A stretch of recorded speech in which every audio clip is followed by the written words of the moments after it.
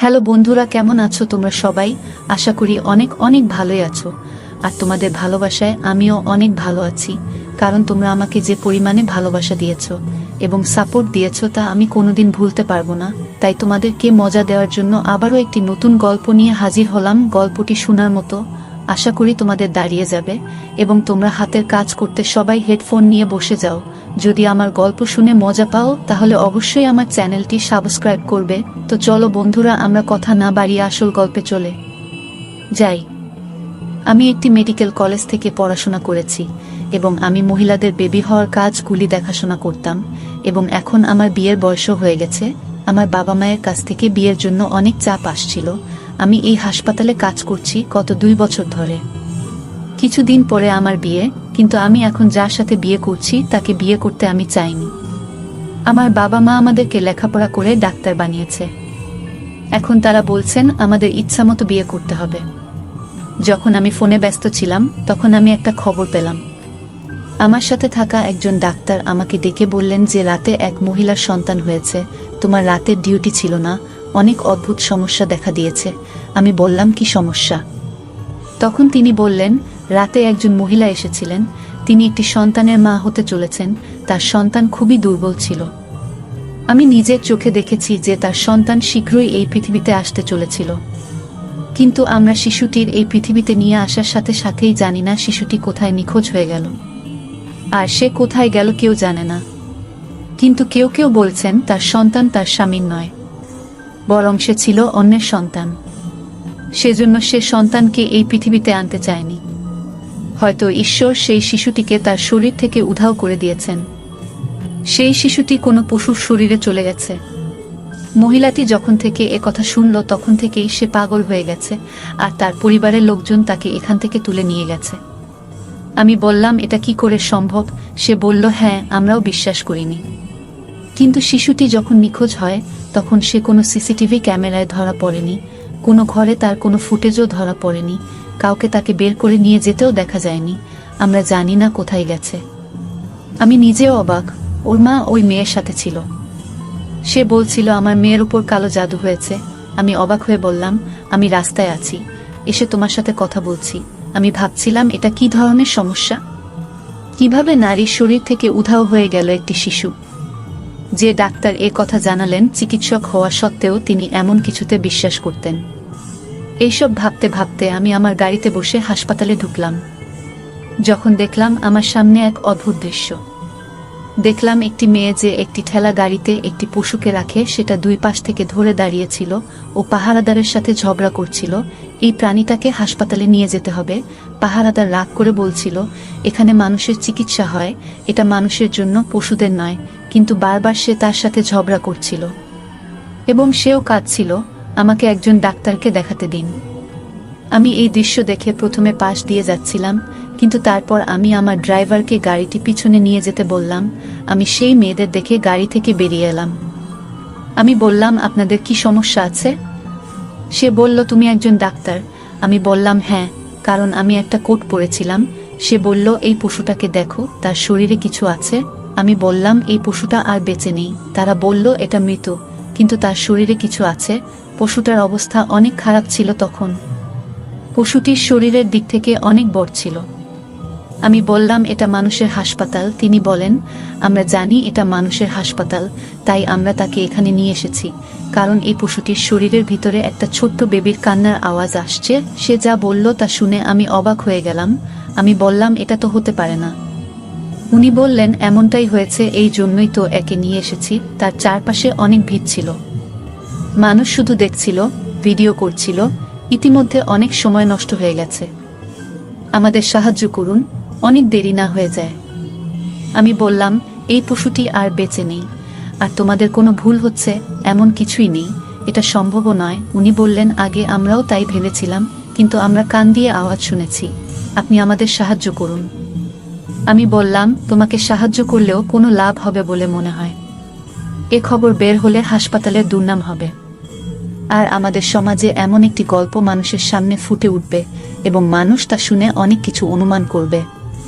কারণ একজন মানুষ জানে না গল্প শুনে তার মন থেকে কি ফলাফল বের হবে। মেয়েটি বলল যে ফলাফল যাই হোক না কেন তা থেকে কি হতে পারে এবং কি হবে, কারণ এটি মিথ্যা নয়, এটি আমাদের সমাজেরই এক খারাপ রূপ যা এখন আমাদের সামনে এসেছে। উনি আমাকে সৃষ্টিকর্তার অনেক দোহাই দিলেন আর বললেন, আমাদের সাহায্য করুন। আমি পশুটির দিকে একবার তাকিয়ে মেয়েটির দিকে তাকালাম এবং বললাম, ঠিক আছে, আমার সাথে আসুন। যখন আমি তাকে ভিতরে নিয়ে যাচ্ছিলাম তখন সবাই অবাক হয়ে দেখছিল। এই খবর পৌঁছে গিয়েছিল হাসপাতালের ইনচার্জের কাছেও। সে বলল, এই মেয়ে দুটোকে আমার কাছে পাগল মনে হয়, কিন্তু তুমি তো বুদ্ধিমান, ওদের সাথে এনেছ কেন? এইসব কি?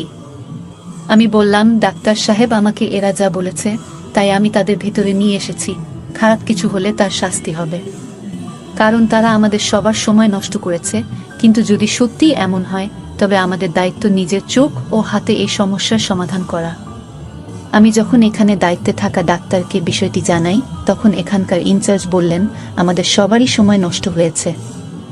সেও অবাক হলো। সে বলল, এই মেয়ে দুটোকে আমার বোকা মনে হচ্ছে, রাস্তা থেকে একটা মৃত পশু তুলে নিয়ে এসেছে। কিন্তু এখানে আমার প্রশ্ন ছিল, তাদের এসব করার কি দরকার ছিল? আমরা শুধু এই নিয়ে তর্ক করছিলাম। দায়িত্বরত ডাক্তার বলছিল, এরকম কিছুই হবে না, এটি একটি মানব হাসপাতাল, আমরা এখানে এই পশুটি রাখতে পারি না, সব জায়গা ময়লা হয়ে যাবে। হঠাৎ আমাদের কানে কিছু একটা শুনতে পেল, ওটা হাসপাতাল, এখানে প্রতিদিন কত শিশু হয়, একটি শিশুর কান্না শুনে অবাক হবার কিছু নেই। পাশের ঘরে অবশ্যই একটি শিশু কাঁদছে। কিন্তু আবার আওয়াজ এলে পায়ের নিচ থেকে মাটি সরে গেল এবং শীঘ্রই পশুটিকে মানুষের অপারেশনের জায়গায় রাখা হয় এবং দ্রুত সবাই জড়ো হয়ে গেল। দায়িত্বে থাকা ইনচার্জ এই ধরনের কোনো ক্ষেত্রে আসতেন না, তিনি শুধুমাত্র অনেক গুরুতর ক্ষেত্রেই সাহায্য করতেন। কিন্তু সেও এসে সামনে দাঁড়ালো এবং আমার সাথে সাথে দেখতে থাকলো কোথা থেকে শিশুর আওয়াজ এসেছে, কারণ আমরা অনেক কাছ থেকে শিশুদের কণ্ঠ শুনতে পাচ্ছিলাম। শিশুটা হয় গভীর কিছুর ভিতরে আটকে আছে, নয়তো 4-5টা কাপড়ের ভিতরে আছে। এমন একটা আওয়াজ আসছে, ওই মেয়েদের বাইরে পাঠিয়ে দেওয়া হলো। তার অবস্থাও খারাপ ছিল, তার হাত পা কাঁপছিল, সে খারাপভাবে কাঁদছিল। কিছুক্ষণ পরে আমরা আমাদের জীবনের অদ্ভুততম ঘটনা এবং অদ্ভুত মৃত্যুর সাক্ষী হয়েছিলাম। কিন্তু আমরা কিছু বলার আগেই বা কোনো সিদ্ধান্তে আসার আগেই আমি সেই মেয়েদেরকে আমার অফিসে ডেকে নিলাম। তাদের একজনের নাম মোহিনী আর অন্যজনের নাম ছিল আঁচল। মোহিনী অনেক মন খারাপ করে কাঁদছিল। আমি বললাম, পশুটা কোথা থেকে পেলে আর ওকে এখানে এনেছো কেন? সে বলল যে আমরা যথারীতি আমাদের কলেজে যাচ্ছিলাম, সে আমার বন্ধু, আমরা একই এলাকায় থাকি। যখন আমরা দুজনেই সেই পশুটির পাশ দিয়ে যাচ্ছিলাম তখন আমরা একটি শিশুর কান্নার শব্দ শুনতে পাই। আমরা দুজনেই অনেক অবাক হয়েছিলাম, ভেবেছিলাম হয়তো আমাদের মনের ভুল।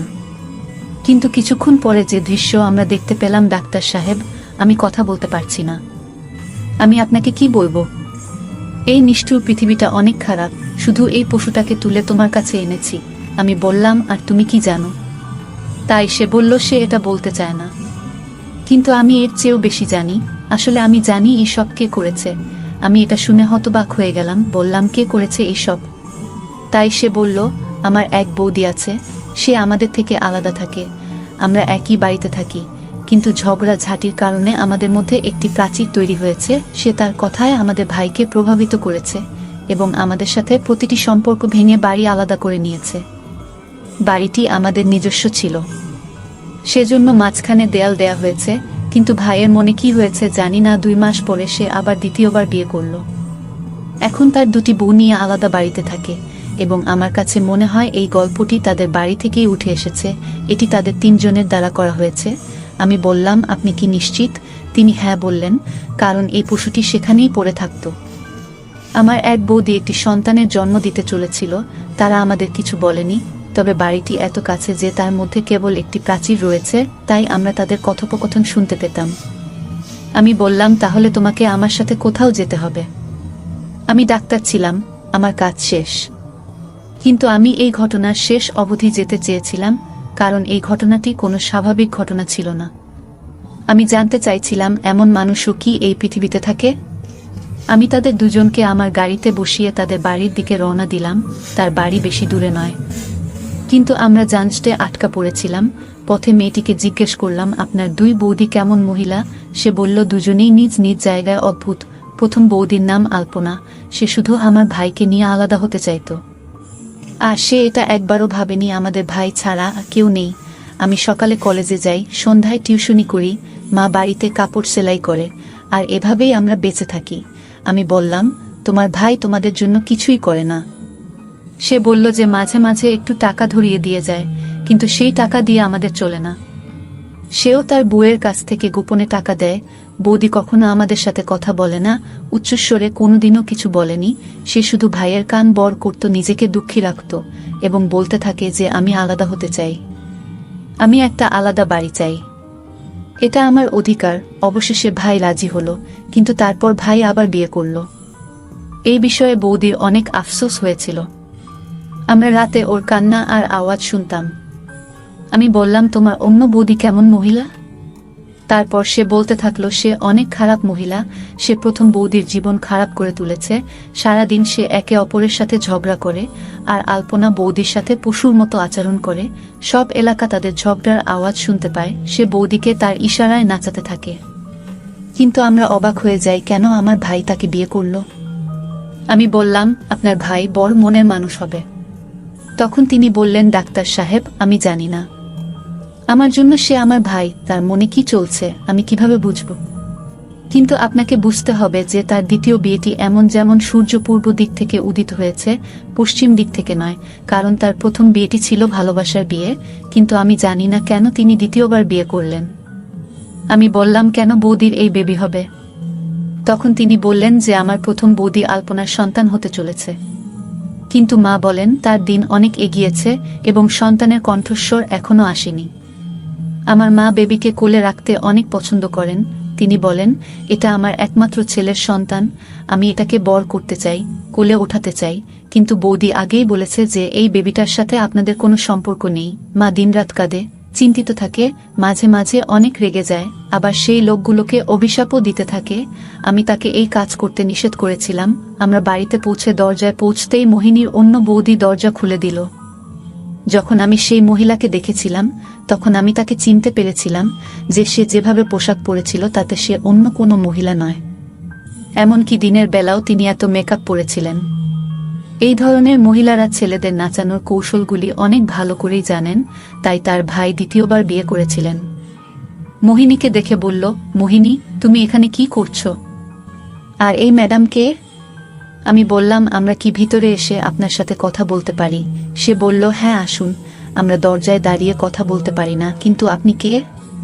মোহিনী বলল, এই তো ডাক্তার সাহেব, আর জিজ্ঞেস করতে এসেছে আলপনা ভাবির স্বাস্থ্য কেমন। এই বলে সে হাসতে থাকলো আর বলল, আলপনা তো এখানে নেই, তাহলে ওর স্বাস্থ্যের খোঁজ নিতে এসেছেন কেন?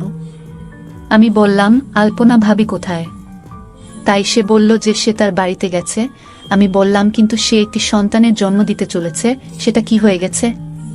তাই তিনি বললেন, আমরা জানি না এটা হয়েছে কিনা, সময়ও পার হয়ে গেছে, কিন্তু জানা গেল তার সন্তান এই পৃথিবীতে এসেও বাঁচেনি। সেজন্য ওই মহিলা পাগল হয়ে গেছে। এই জন্যই তোর ভাই ওকে বাপের বাড়ি পাঠিয়েছে, এখন আর ফিরবে না। সে তার সন্তানের জন্য এতটাই পাগল হয়ে গেছে যে সে এই পৃথিবী ছেড়ে চলে যেতে চেষ্টা করছে। যদি সে এই পৃথিবী ছেড়ে চলে যেত তাহলে দোষটা আমাদের সবার উপরেই পড়ত। সেজন্য সে এখান থেকে চলে গেছে। ভালোই হলো চলে গেছে। আমি মোহিনীকে বলতে থাকলাম যে যদি তাই হয় তাহলে সেই শিশুটি কোথায় যে আর এই পৃথিবীতে নেই, তাকে কি মাটি দেওয়া হয়েছে? তখন তার খারাপ বৌদি উত্তর দিল খুব অদ্ভুতভাবে। সে বলেছিল যে তাকে মাটি দেওয়ার কেউ ছিল না, তিনি আগেই চলে গেছেন এই পৃথিবী থেকে। ওর কথা শুনে আমিও রেগে গেলাম। আমি বললাম, মোহিনী চলো তোমার অন্য বৌদির বাড়ি যাই, কিন্তু তার আগে আরও একটা জরুরি কাজ আছে। আমি উঠে বাইরে রাখা একটা খাটে বসলাম। মোহিনীও আমাকে দেখে অবাক হতে থাকলো। এইবার আমার রাগ হলো, আর এইসব করার অধিকার আমার ছিল। আমি একজন ডাক্তার, আমার কাছে রিপোর্ট ছিল, আমার সাক্ষী ছিল। আমি জানতাম ওই মহিলার সাথে কি করা উচিত। তিনি বললেন, কাকে নিয়ে এসেছেন? না জানি না চিনি, আমি আপনার অতিথি হয়ে এসেছি আর আমাদের জিজ্ঞাসাবাদ করতে এসেছেন। এখন আমি জানতাম আমার কি করা উচিত। আমি ওই মহিলার কথা কাজ মোটেও পছন্দ করছিলাম না। সে তার স্বামীকে ফোনে ডেকেছিল, কিন্তু সম্ভবত সে কোনো কাজে ব্যস্ত ছিল। ফোনের ভিতর থেকে একটা কণ্ঠ এলো, আমি এখন আসতে পারবো না, 1 ঘন্টা পরে আসব। আমি 112 ডায়াল করে খুব তাড়াতাড়ি পুলিশকে ফোন করলাম। মহিলাটি বিষয়টি জানতে পেরে অদ্ভুত অবস্থায় চলে আসে। এখন সে রেগে যায়, কখনো কথা বলে, কখনো বলতো আমাকে এখান থেকে বের করে দাও। আমি বলেছিলাম আপনি এখান থেকে যেতে পারবেন না, পুলিশ আসবে এবং তারা নিয়ে যাবে। কিছুক্ষণ পরে পুলিশ এলো। ভাইকেও ফোন করেছিলাম। তিনি একজন বিচক্ষণ মানুষ ছিলেন। তাকে সব বললাম, সেও অবাক হলো। এখন তিনি আমাদের সাথে ছিলেন। আমি পুলিশকে ওই মহিলাকে ধরতে বলেছিলাম, কারণ ওই মহিলা একটি শিশুকে চুরি করেছে এবং চুরি করার পরে সে তার সাথে একটি খারাপ খেলা খেলতে চেষ্টা করেছিল। সে একটি বড় অপরাধ করেছে। পুলিশের সাথে মহিলা পুলিশও ছিল। তারা বরখা নামের ওই নারীকে ধরে ফেলে। সে অনেক অনুনয় বিনয় করতে থাকল, আমাকে ছেড়ে দাও, আমি কিছু করিনি। আমার বিরুদ্ধে প্রমাণ কি? আপনাদের কাছে কি প্রমাণ আছে? আমি বললাম, আমাদের কাছে প্রমাণ আছে, কারণ আপনারা যেখানে বসে এই কাজ করেছেন সেখানে একটি খুঁটি ছিল এবং সেই খুঁটির উপরে একটি সিসিটিভি ক্যামেরাও ছিল, যা সামনে বসিয়েছেন হোটেল মালিকরা, কারণ ওখান থেকে তার হোটেলের রাস্তা গেছে। আপনি কিভাবে সেই ভয়ঙ্কর খেলাটি খেলেছেন এবং কিভাবে আপনি একটি নিরীহ জীবনকে ঝুঁকিতে ফেলেছেন তার সব ফুটেজ সিসিটিভি ক্যামেরায় এসেছে। সে তার অপরাধ স্বীকার করে নেয় এবং তার স্বামীও সেখানে এসেছিল। সে বলল, হ্যাঁ, আমি এসব করেছি। আমার স্বামীর বড় বউ একটি সন্তানের জন্ম দিতে যাচ্ছিল। ডাক্তার তাকে বলেছিলেন যে তার একটি ছেলে হতে চলেছে। শিশুটি অনেক দুর্বল, তবে এই পৃথিবীতে সে আসবে। এই কারণে শিশুটি দুর্বল ছিল, কারণ আমি দিনরাত তার সাথে ঝগড়া করতাম। আর সে সারাদিন কাঁদত, কারণ আমার স্বামী আমার বাবার কাছ থেকে অনেক ঋণ নিয়েছিল আর ফেরত দিতে না পেরে বাবা বললেন, তাহলে এই বাড়িটা আমাদের নামে করতে হবে। কিন্তু সে আমাদের সামনেই মিনতি করতে থাকে। আমি ইতিমধ্যে তাকে পছন্দ করতাম। সেজন্য আমি বলেছিলাম যে সে যদি আমাকে বিয়ে করে তার সাথে নিয়ে যায় তাহলে তার ঋণ মাফ হয়ে যাবে। তারপর আমি প্রথম বিয়ে করি, কিন্তু আমার সন্তান হয়নি। তাই আমার স্বামী আমাকে ছেড়ে চলে গেছে এবং আমার অনেক বয়স হয়ে গেছিল। তাই আমি একটি ছোট ছেলেকে বিয়ে করতে চেয়েছিলাম। আমি একে পছন্দ করি, তাই আমি আমার বাবাকে তার সাথে আমাকে বিয়ে করাতে বলেছিলাম, আর যে টাকা নিয়েছিলেন তা মাফ করে দেন। ঠিক এইভাবে আমি ওর জীবনে এসেছি। মোহিনীর মাও এসেছিলেন কোলাহল শুনে। সে কথা শুনে অবাক হয়ে বলল, তুমি আমার ছেলের অসহায়ত্বের সুযোগ নিয়েছ, তুমি মোটেও ভালো করনি। তখন বরখা বলল, তুমি এত অসহায় নও। সে আমাদের কাছ থেকে টাকা নিলে কেন? আপনার ছেলে যদি এত বুদ্ধিমান হতো তাহলে সে কখনোই টাকা নিত না। আমি ছেলেটার দিকে তাকালাম, ওকে নিষ্পাপ মনে হচ্ছে। তিনি একজন অসহায় মানুষ বুঝতে পেরে। বরখা বলেন, আলপনা আমার সাথে বেশি ঝগড়া করত। সে নিজেকে নিয়ে অনেক গর্বিত ছিল। তিনি বলতেন, আমার একটি সন্তান হতে চলেছে এবং আমি আমার স্বামীর কাছে প্রতিজ্ঞা করছি, আমি যখন একটি পুত্রের মা হব তখন আমার স্বামী আমার কাছে ফিরে আসবে।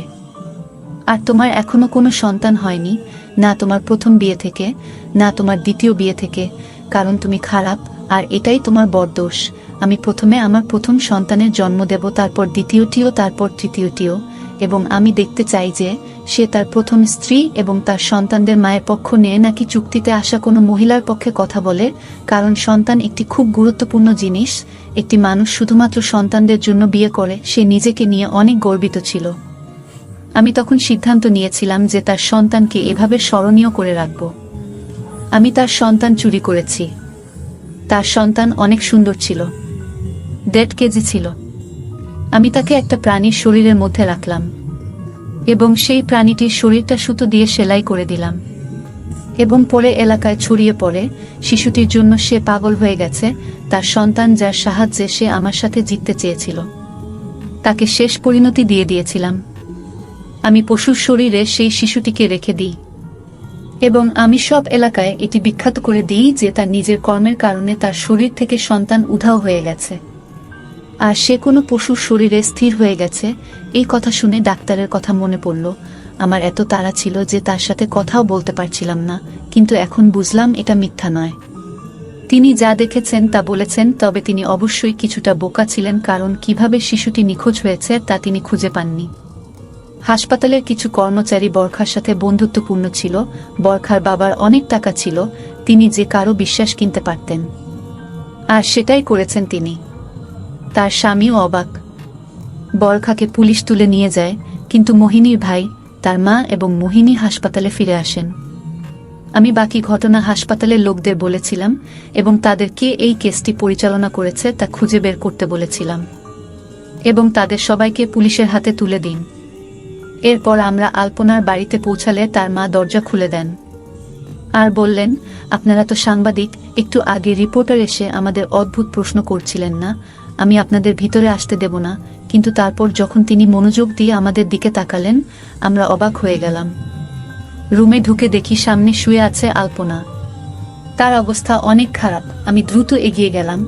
আমি পরীক্ষা করে দেখলাম তার অনেক জ্বর আছে। তিনি সবেমাত্র একটি সন্তানের জন্ম দিয়েছেন। এরপর এত বড় চাপ খেয়েছেন তিনি। সে বলল, আমি অনেক খারাপ, আমার সাথে অনেক খারাপ হয়েছে। সে নিজের সাথে কথা বলছিল। তার একটা অদ্ভুত অবস্থা ছিল, মনে হচ্ছিল সে পাগল হয়ে গেছে। এই দৃশ্য দেখে তার স্বামী কাঁদতে থাকল আর রুম থেকে বেরিয়ে গেল। আলপনা দেখেনি কে কে ঘরে ঢুকেছে, সে তো পাগল, হারিয়ে গেছে নিজের জগতে।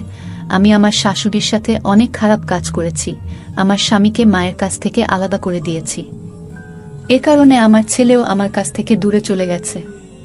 সে আমাকে ছেড়ে রাগ করে চলে গেল। সৃষ্টিকর্তা আমাকে শাস্তি দিয়েছেন। আমার কি হয়েছে? আমি তাকে ডেকে বললাম, আমার কথা মনোযোগ দিয়ে শোনো আলপনা, আমার কথা মনোযোগ দিয়ে শোনো। কিন্তু সে শুনছিল না এবং তারপর আমি